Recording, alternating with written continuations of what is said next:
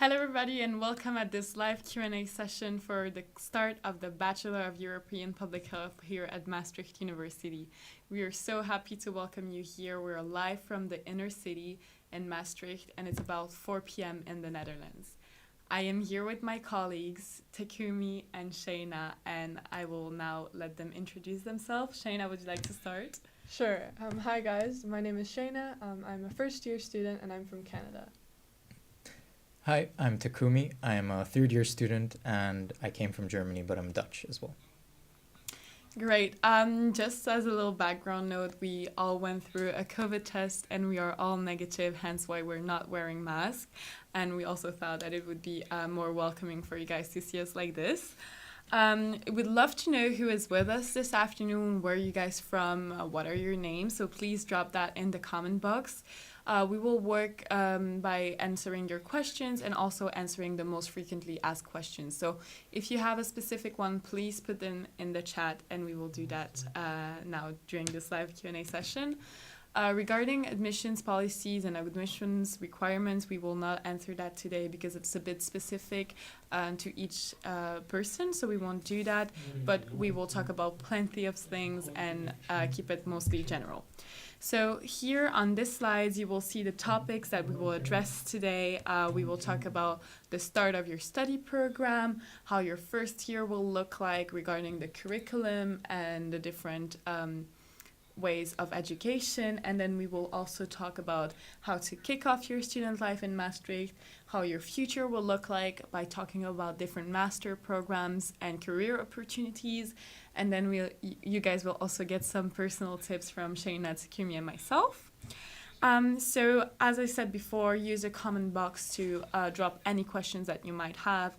And now we will play a nice video about our campus at the Faculty of Health, Medicine and Life Sciences at Maastricht University.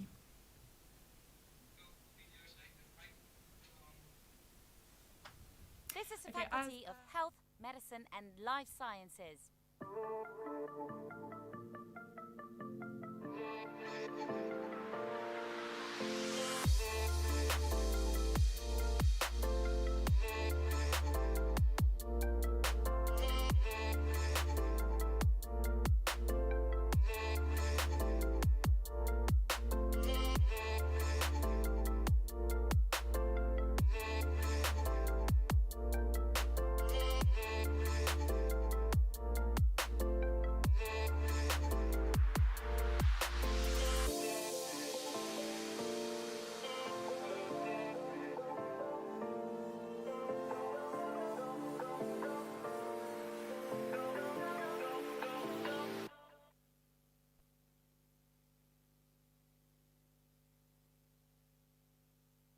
This live Q&A session so that you can ask any questions, as we imagine that you must have a lot of things that are going through your mind about your future study start.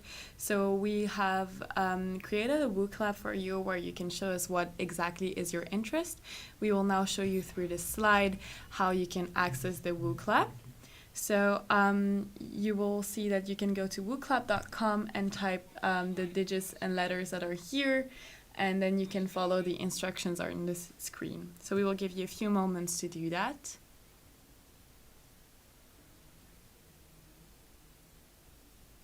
Okay, great. Now we will show you the first WooC Labs question. So it will go about which topic you would like us to discuss in this Q&A. So please let us know what topics you would like Takumi, Shayna, and myself to discuss through this Q&A. So we have finding a room in Maastricht, the admissions requirement and process, the study program, how to settle in Maastricht, and also the introduction days.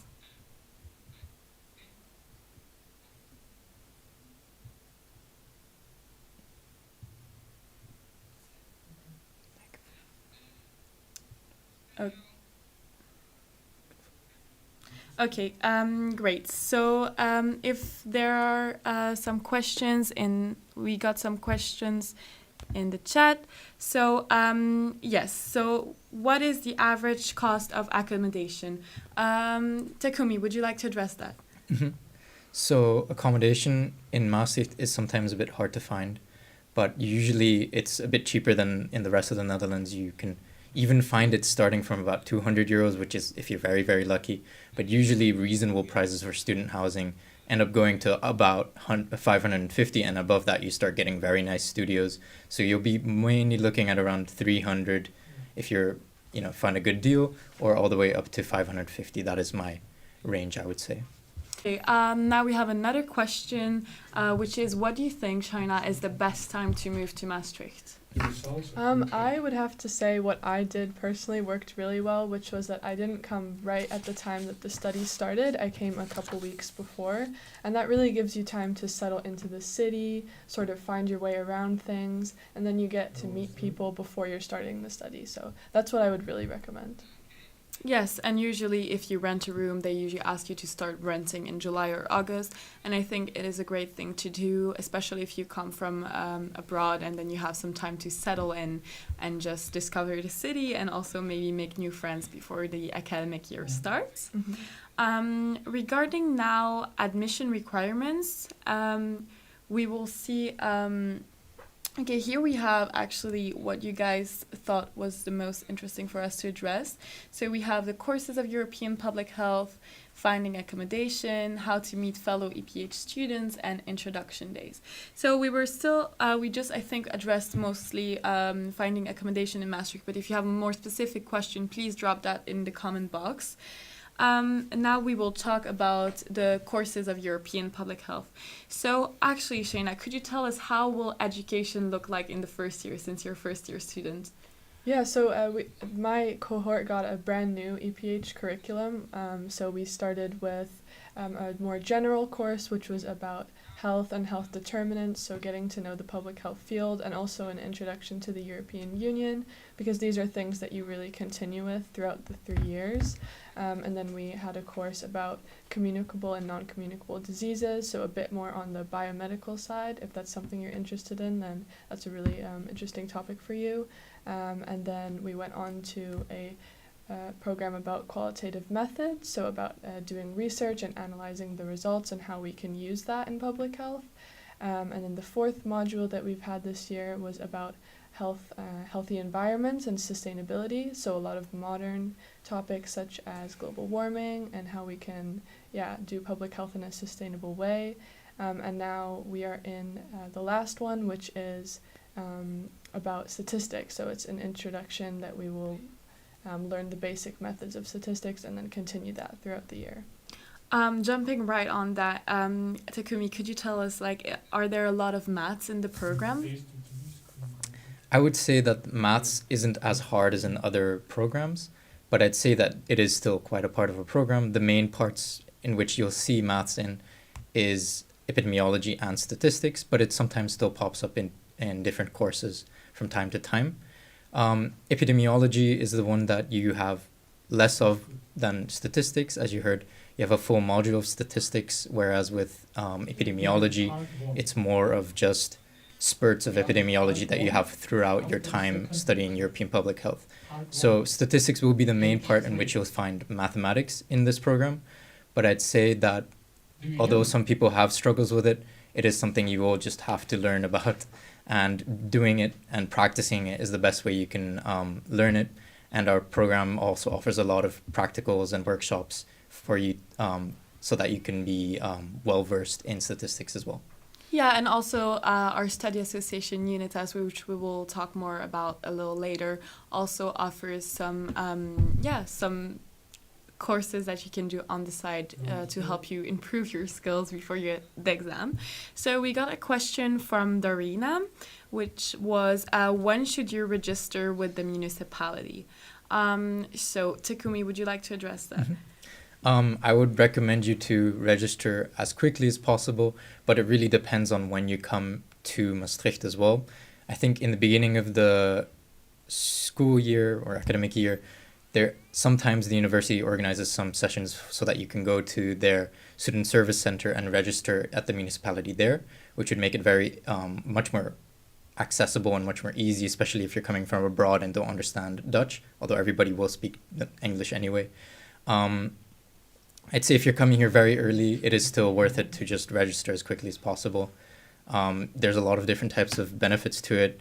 You can also get rental subsidy for your accommodation, for which you need to have to be registered in the municipality for. Great, thank you so much. We got another question from Leonore, which asks how Introduction Week and overall program will be now with COVID. So I will address that. So the Faculty Introduction Day will be held on August 26th. You have to know that is kind of mandatory to be there, and you will get to know everything that you need to do or need to have as to have a perfect study start. And I would suggest to mark the calendar for that. And then we have more of the social introduction days, I would say, and we call them income. And that will be held in the week of the 16th of August. And that is more to get to know the city, to get to know the student life. And I would really recommend it to all of you guys to do it because it is a lot of fun. And Leonore's question also addressed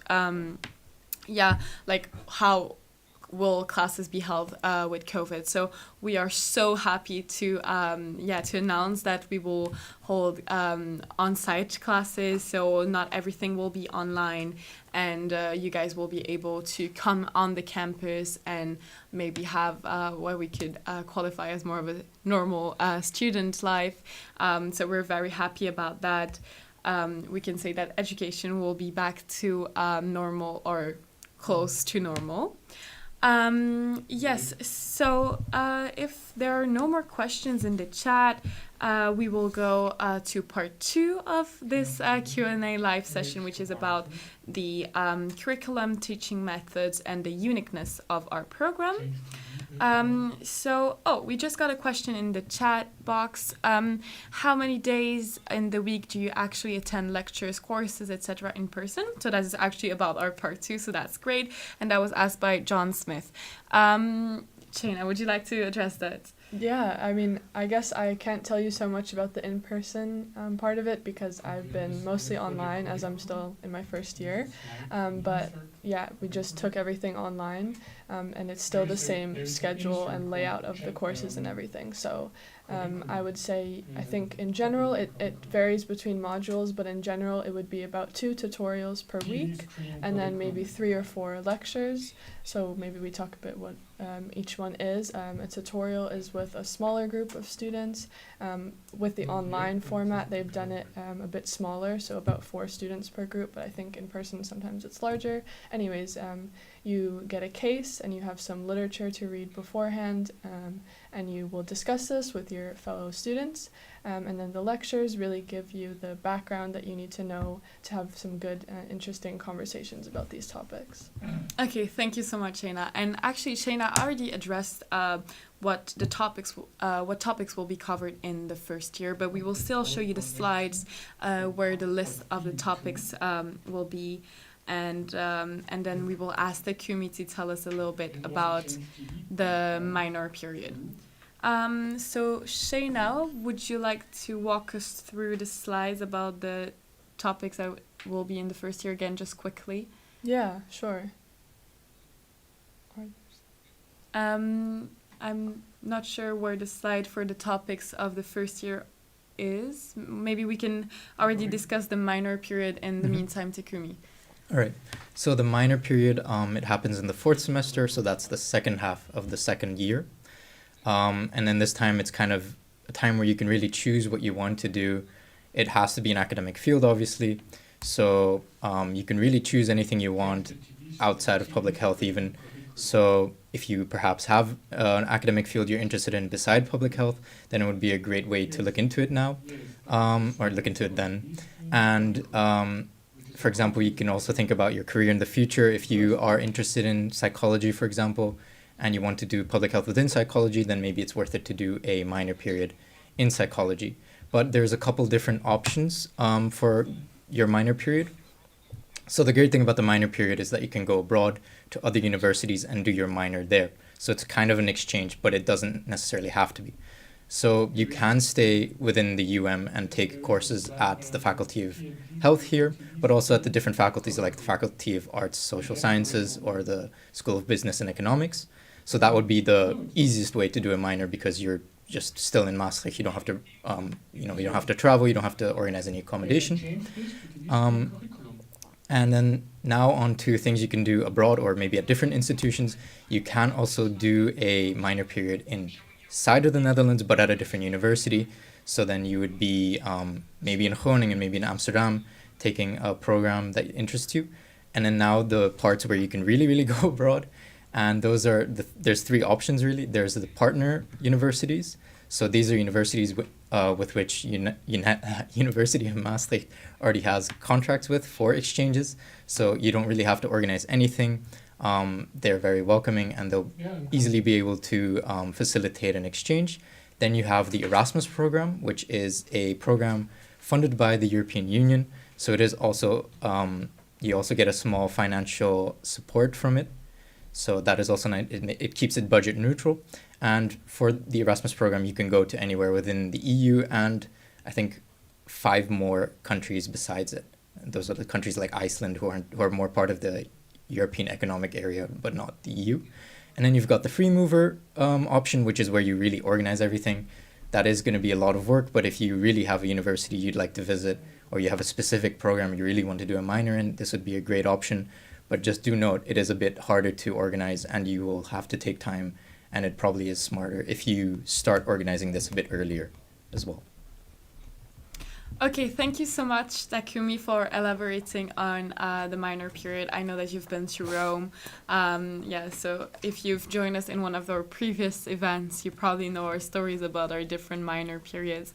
And Shayna next year will be able to tell you more probably about her minor period. So as we already actually kind of discussed what the first year topics were, I think that it is okay. We can go on to the question about educational methods in European public health. So Shayna already kind of addressed that just before, but we have to know that Maastricht is kind of unique thanks to the PBL method, so the problem-based learning method. Takumi, could you tell us a little bit about the uniqueness at Maastricht University? Yeah, so problem-based learning is a much more student-centered approach. So it contrasts greatly from more dictational learning, so to say, where a lecturer just tells you stuff and you have to write it down. With PBL, you're much more focused on how you can really get information and how you kind of decide which information is important. So this format happens through tutorials. So a tutorial is actually split up kind of in 2 days, and it kind of is a loop between a pre-discussion and a post-discussion. So in the pre-discussion, you get a case, which is part of the curriculum. It kind of introduces a problem and kind of gives you a couple of sources to look at. But overall, in the pre-discussion, you kind of brainstorm what this problem is about. You kind of look at what parts do you know and which parts do you not know, maybe clarify some concepts with everybody. And once you're done with that, you can start making learning goals. And these learning goals are what you will discuss in the post-discussion. So you kind of, once you've brainstormed it with your tutorial group, you kind of see, oh, we value these specific topics that we find in our case. So then you create learning objectives around those brainstormed ideas.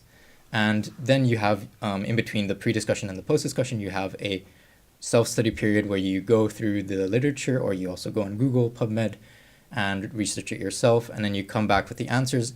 And then in the post-discussion, you synthesize it together with the group. So everybody talks about the different answers that they found, and you kind of fill in the gaps for each other and kind of come together with this complete picture, which is very nice because you're not just doing it all yourself, but you'll find other perspectives from other people. And here, it's great to have an international background, or the international background of the students here in EPH is great because we all look at it from different directions and perspectives because of our differing nationalities. That's great. Actually, Shayna, could you tell us how many nationalities were there in the 2021 cohorts? Yeah, I think it's about 25 different nationalities, which I would say is quite impressive. Just thinking about my own tutorial group right now, we have a girl from Brazil, we have a girl from Thailand, a lot of course, neighbor European countries like Germany, Italy, Belgium. So it's really a nice group. that we have. That's great. That's great. We got a question from Jones asking, do any of you, sorry, have experience in commuting to Maastricht, maybe even regular commuting across the border? So I can probably take that question. I personally live in Belgium on the French part, so it's actually a bit far from here, but I do have experience with commuting through the border. So I don't exactly know where you live, Jones, but I have friends from Germany that come to Maastricht every day for their classes. You have to know that our faculty, FHML, has a parking for all the students to use. It's completely for free. It's close to the Sports Center, and you can park your car there and then attend class like you would do if you lived in Maastricht. So that's perfectly fine, I think, to commute to Maastricht if you cannot come and live in Maastricht. I would say that maybe for the student life it would be nice for you to be able to rent a room, but I don't think that commuting to Maastricht will be will negatively impact your education, that's for sure. We have 2 train stations. We have one in the center, and we have one actually 2 minutes walking, not even, to the Faculty of Health Medicine and Life Sciences, and it's called Maastricht-Randwijk. And you have connections with the Liège in Belgium, Luik, also said in Dutch. Yes. And then you also have trains to Germany. We also have a bus station just in front of the university. So there are multiple options for you if you don't come by car as well.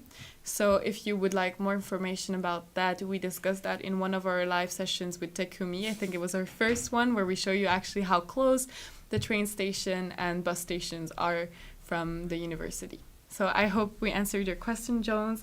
And for anyone joining just now, we are doing the live Q&A sessions for the start of the Bachelor of European Public Health at Maastricht University. Now we will kick off to part 3, and it's actually how to start your student life in Maastricht. So we will talk about student life, student associations, going out, living in a room with living in a house with other students, events, opportunities to travel within Europe, and how to finalize your applications. So now we will show you a video that Shayna made of our campus, Randwijk, and Maastricht in general.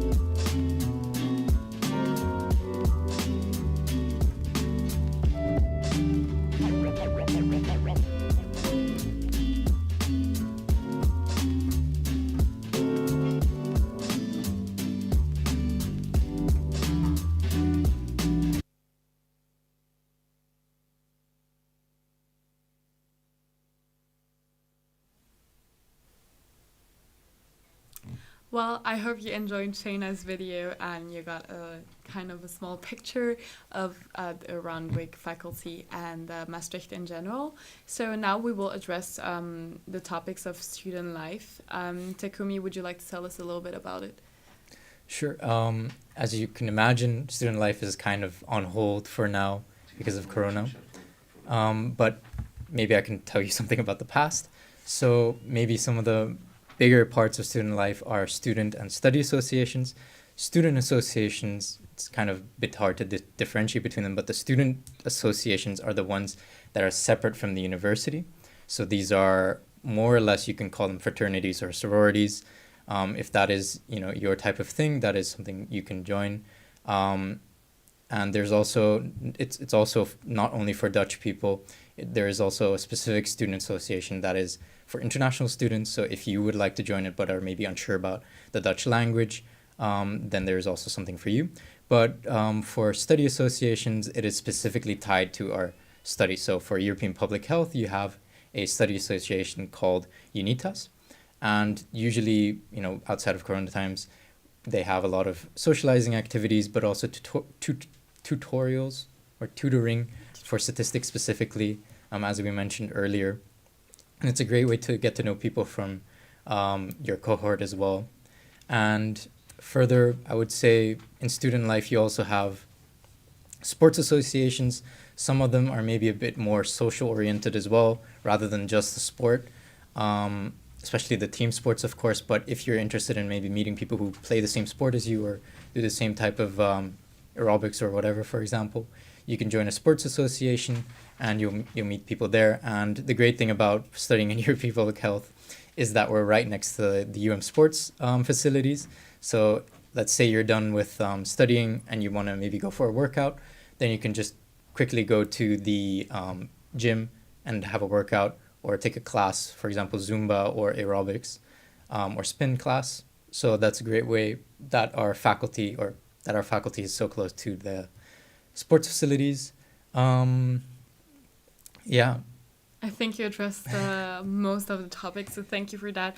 Jumping a bit out of the topic now to answer Joan's question.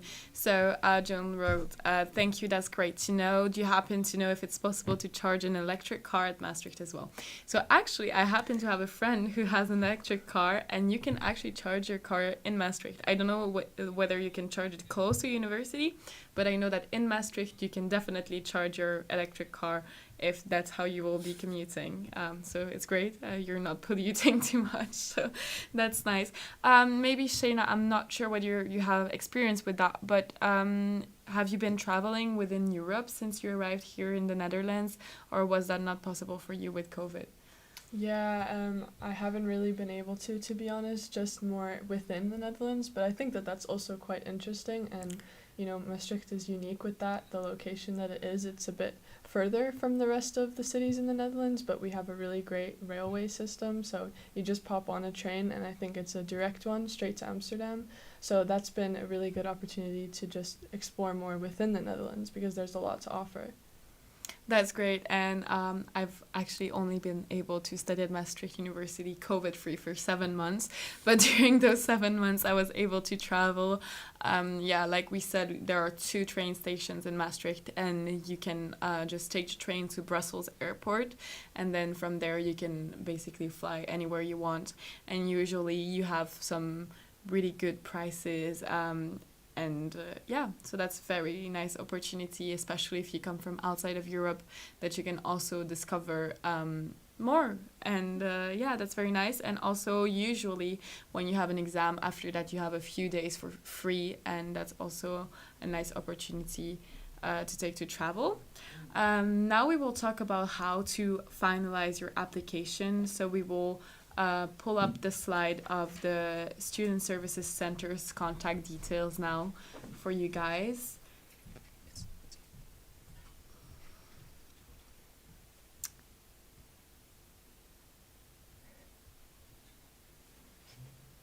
Okay, that's great. And now we will actually go to our 4th part of this live Q&A session and talk about what happens after your bachelor in European Public Health.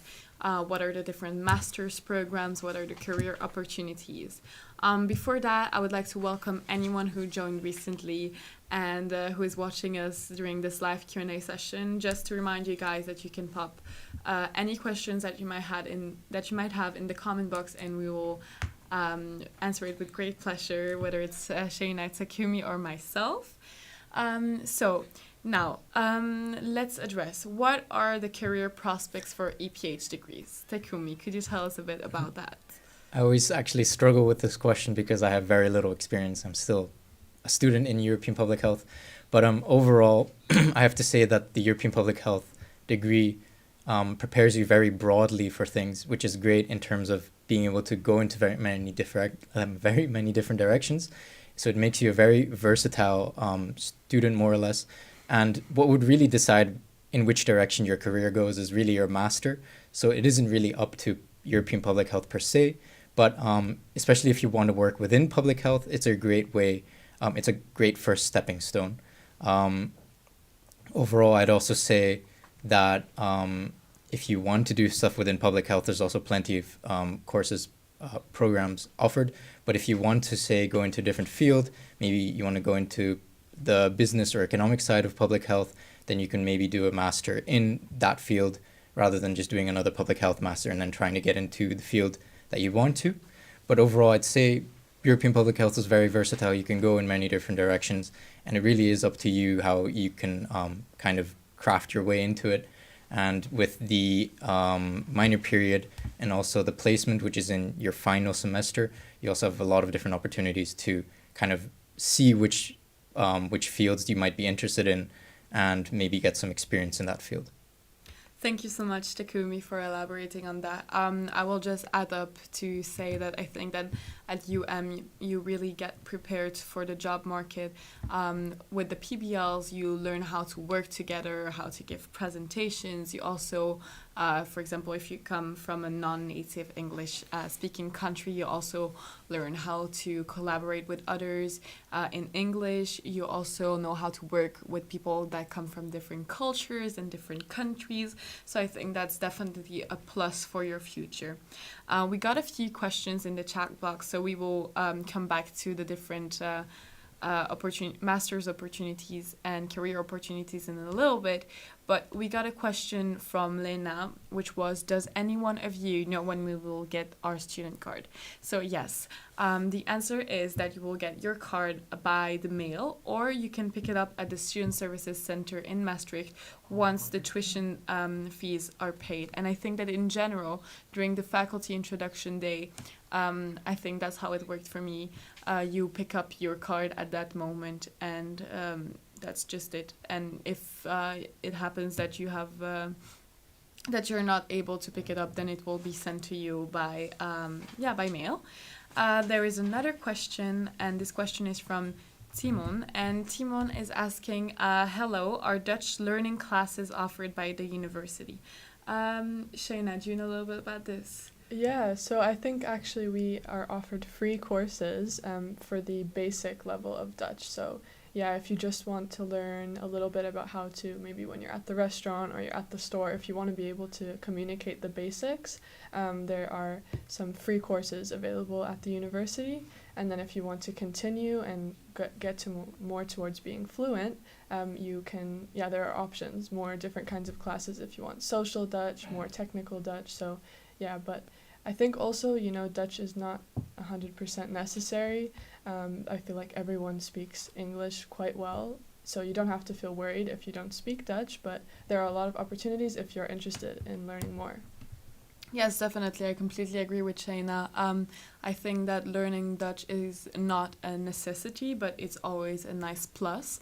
And yes, the Language Services Center offers different classes of Dutch, but also other languages. So that can be a challenge for you during your studies if you would like to maybe learn Spanish. I know that you can learn Spanish, Arabic, Portuguese, Italian, amongst probably others, but those are the ones that I know that you can learn at the Student Services Center.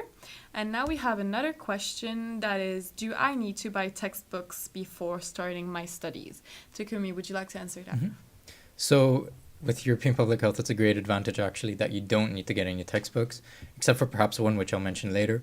But overall, all the study materials that are necessary for the course are actually provided by the university, whether it is actually in print at the library or online as like a PDF file, which is what we actually mostly have. And this is mainly because we use studies and articles rather than textbooks. There's no real one European Public Health textbook. So because of that, it is very, cost effective. So that is a great way to cut down on study costs.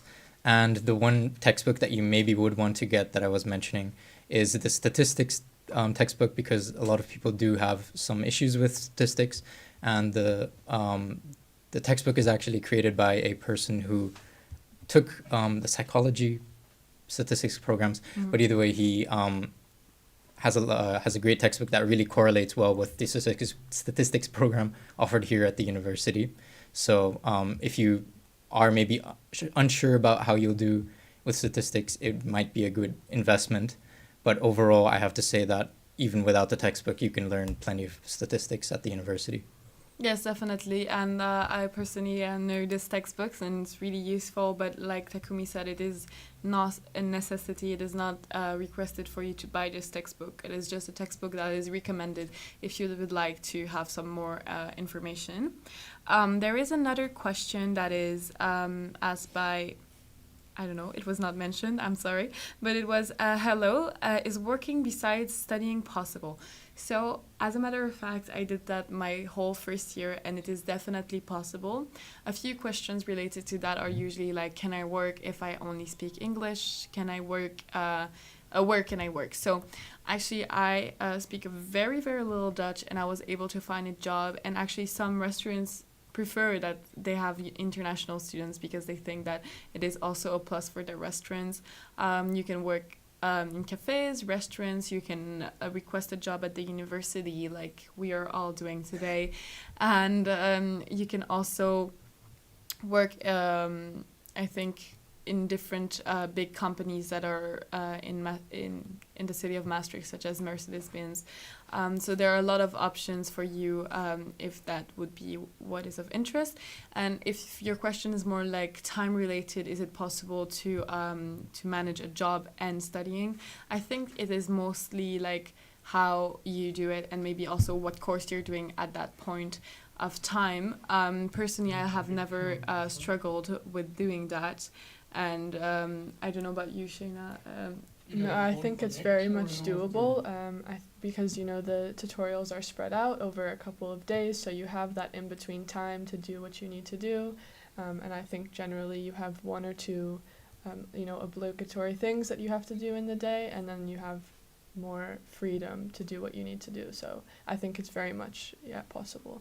Yeah, and Maastricht has this this view of self-studying, and I think that is a big plus, especially if you want to do some other things during the day. Because, for example, like I know some friends of mine who are athletes, and they can arrange their day how they like. So, for example, if they have to train in the morning, then they can rewatch the recorded lectures in the evening. That is also possible. So I think that Maastricht University actually gives you so much flexibility, and that is definitely a plus in my opinion.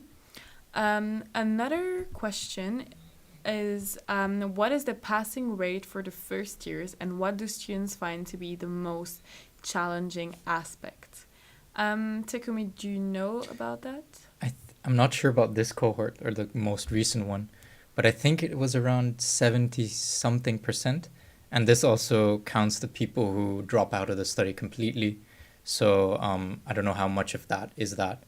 But usually you can see maybe around 75% passes the entire first year in one go.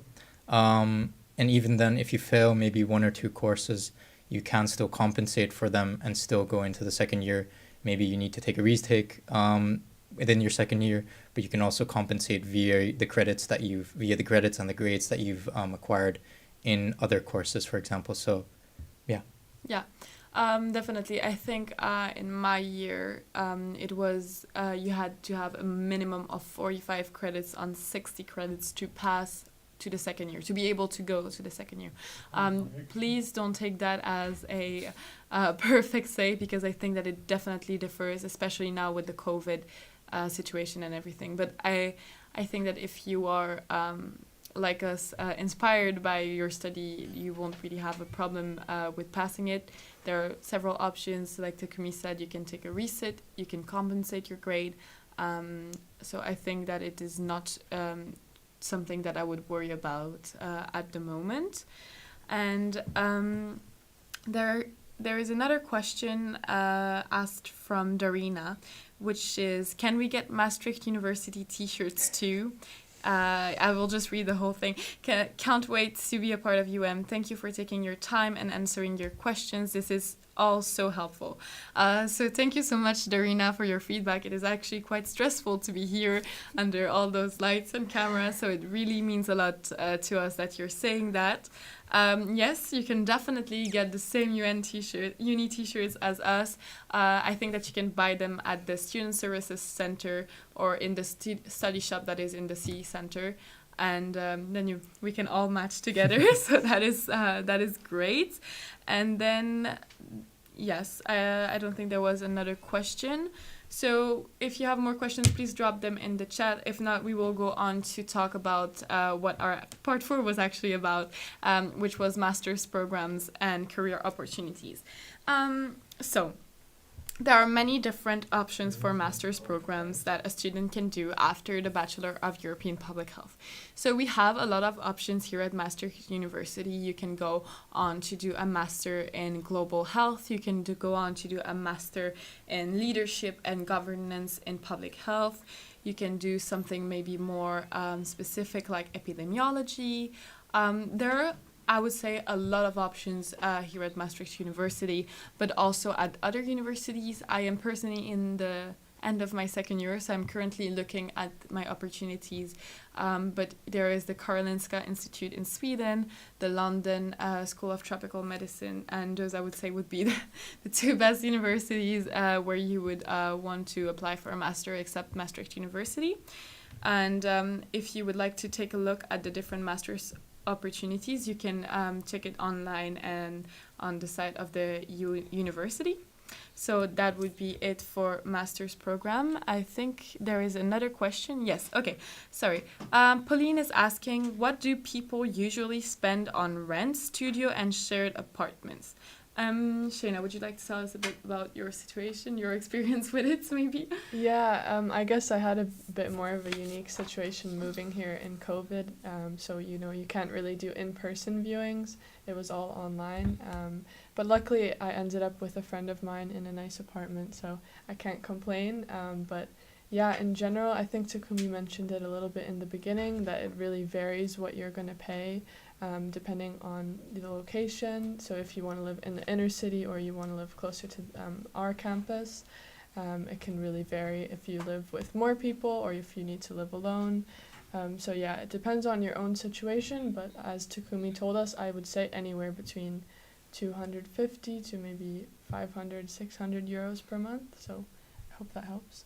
Yes, yeah, I agree with Shayna. I think it very much differs on the location, and also maybe if you are in a house living with plenty of students or if you have your own personal apartment.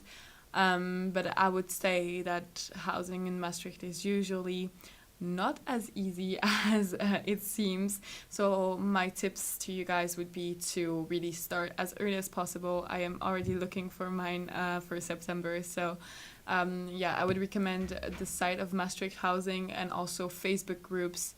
If you joined us in one of our previous events, you probably already know. But yeah, those would be my 2 recommendations for housing. And yeah, so now we can talk about career possibilities, jumping back to our part 4. I'm sorry, like we're jumping between the questions in the comment box and then to our actually our layout. So I hope that's okay and you guys are able to follow well.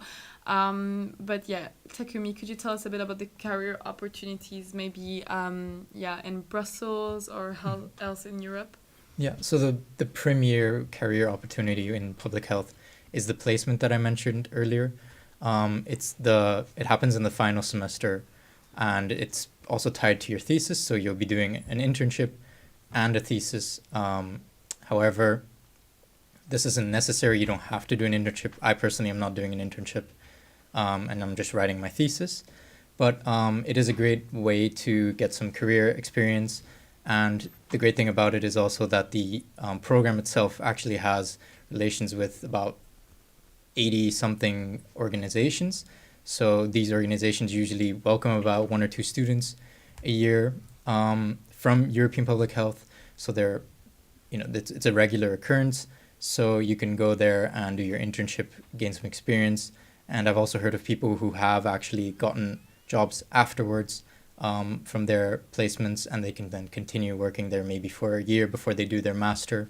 So that's a great way to maybe start off your career. But also, I've also not experienced necessarily, but there were also multiple opportunities given by professors for maybe like research opportunities. And if you were interested perhaps in, say, research into drug users and how they react to certain treatments or therapies, that I think was a opportunity that we had. which was more based on statistical analysis of that. But those types of opportunities do pop up from time to time. So if you are interested in those, that's also a great way to get a little bit of experience there.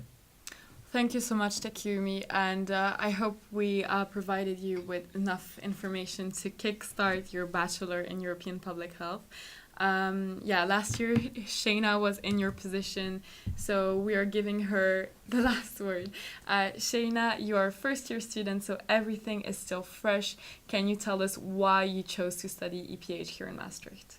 Yeah, for sure. Well, first of all, regarding the program, it was what really drew me to European Public Health was the fact that it's so multidisciplinary. So, you don't really necessarily have to settle on one thing because you get really the best of both worlds. You get some law in there, but there's also the biomedical side, there's the research, statistics, so really you can combine a lot of different interesting topics, and that also, like we've talked about, leaves a lot of space open for your future. So you can go into a range of different masters and different careers.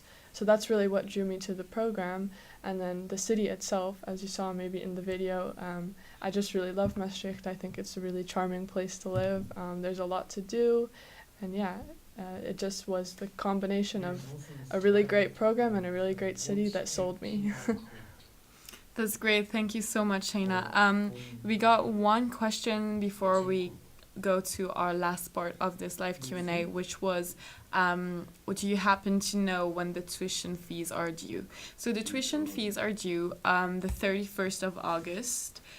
If you pay in one go, I would say. And then if you are a European Union student or part of the EEA region, you can pay in installments. So that means that you pay every month a specific amount of money. And I think details will be put in the chat about that. Now about part 5. Part 5 is mainly about our personal tips from Takumi, Shayna, and myself, and why we chose to study EPH in Maastricht. So Shayna already said a bit about why she chose to study EPH in Maastricht. Takumi, why did you choose to study EPH? So originally I actually studied biology in Germany, but and that was because it was my favorite subject in high school.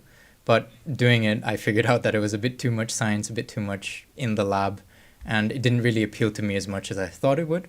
So I was looking around, and I had visited Maastricht University before, but I hadn't actually known about European Public Health. So once that I did biology, I knew that I wanted to do something with humans. I was missing kind of that social aspect of within the science that I was trying to learn, I guess. And European Public Health is really a great balance of that. It's not too much science, it's not too much social sciences, in my opinion. So that balance was really what got me. And I also have I also moved around from Asia to Europe in my childhood.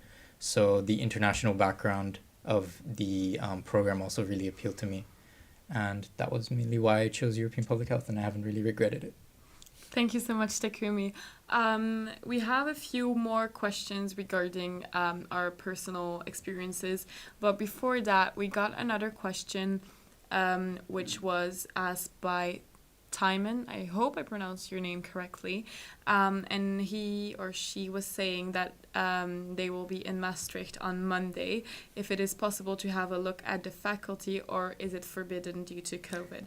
So, actually, I got the answer of our marketing department chief, I would say, Lasse Donders, and it is possible for you to have a visit on the campus if that's what you would like, and she will give you some more details in the chat so that you guys can arrange that. And if you have any more questions about that, you can also ask us.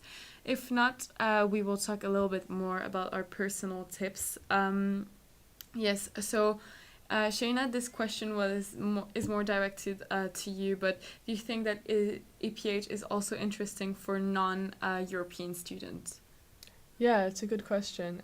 I think definitely, because as I mentioned, there are a lot of people that aren't necessarily European that are in my classes, and me as well. I'm Canadian, so I mean, it's of course there are aspects of it that are specific to Europe, but there are also more general things that are just about public health. And I think that having it in the European context is really interesting because Europe is unique in that it has the EU, so that, makes a difference in the public health field. So that makes a really interesting addition to learning about public health in general. Great, thank you so much. Yes, so there is another question that is also frequently asked is about English proficiency and also mainly Dutch. Is it possible to have a great student life if you don't speak Dutch? So I would say that definitely is possible. I think that speaking Dutch, we already addressed that a few times in different topics, but it is really not necessary for you to speak Dutch. It's not a necessity. Obviously, like if you would like to learn it, I think that's a great challenge, and I think that personally it's not such a difficult language to learn, and you have great opportunities at Maastricht to start that at the languages center. So if that's what you want, I think that's a great opportunity. And now I will ask Takumi and Shayna, what would be a tip that you would give students for when they would arrive in Maastricht? Takumi. I think it's a hard question. Yeah, there's a lot of there's a lot of things to do, but definitely maybe if you're not sure, if you don't know about this, get a bike. It's like the main way of transport within Maastricht. But once you have a bike, my tip would be to really look around. There's multiple reasons for that. Just to get to know the university. What's the quickest way to university, but also maybe what type of amenities there are within the city. And I think also what's great is once you're in the city, you can also find much better housing. So maybe once you're biking around, you kind of find the neighborhood that you like, and then you can kind of see, okay, I want to get a room there, and then you can kind of try and find the room there. So, and once you're in Maastricht, it's much more easier. You have people are much more welcoming because then they can actually meet you in person. So that would be my tip. Great. Shayna, do you have a tip for incoming students? Yeah, I think I would say just to really put yourself out there. So try to find what interests you and see if there's a study association or student association that, aligns with your values and what you want to do, because I think that joining those are a really great way to meet people, especially if it's one that's general to Maastricht University, then you get to meet people outside of your program. So, and from different years. I think it's a great way to, meet more people. Great. And my tip would be definitely buy a bike that is not optional. I would recommend not buying an expensive bike because they get stolen quite quickly. So I would recommend buying a student-friendly budgeted bike. And then if you like sports, I would recommend you to get a subscriptions at Sports because I think it's a great place. They now are allowed to give group classes, and I think that it is also such a nice way to meet people that have the same interests as you. And then, just walk around the city, bike around the city, get to know the city, and enjoy it because now it's nice weather. So if you're joining us in the couple of weeks coming, I hope that you will have a nice time. I'm afraid that we have come to the end of this live session about the start of our Bachelor of European Public Health at Maastricht University.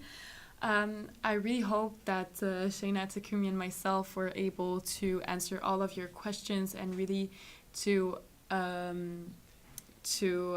you with that. So we will now pull up a WooClap slide. Did we answer all of your questions? Okay, so I will leave you guys to answer that. And if not, we're still here. We can still answer some questions for you. And we will also later show you a slide where you have the information details about the admissions department and Takumi's Instagram. So if you didn't know yet, Takumi is the program ambassador. So he's there for you if you have any questions about coming to Maastricht, or if you would like some help or some tips more than we gave today. That's great. At the moment, I see that we answered most of your questions. It's still 100% yes, so I think that's that. So we will now show you the slide about contact information of the admissions department and Takumi's Instagram. I suggest you guys give a follow to Takumi and contact him via direct message if you have any questions. And I'm sure Takumi will be very happy to help you. Great. And I want to thank you guys all for joining us today. We really had a fun time answering your questions. I'm sorry for the stress that we might have experienced and for the little hiccups. Shayna, do you have a end word? Yeah, I mean, thanks for coming, and we look forward to having you here soon. Takumi, would you like I to hope say you enjoy studying European public health in the fall. Yeah, and I really look forward to seeing you on campus. I am so happy myself that we will be able to go on site and really have a bit of that university experience. And I really wish that you guys have a safe and fun and amazing start to your Bachelor of European Public Health. Now you can see the slides about the contact information for the admission department, and you can get any information regarding admissions by sending an email there. Thank you so much for joining us, and we hope to welcome you in Maastricht at the end of August.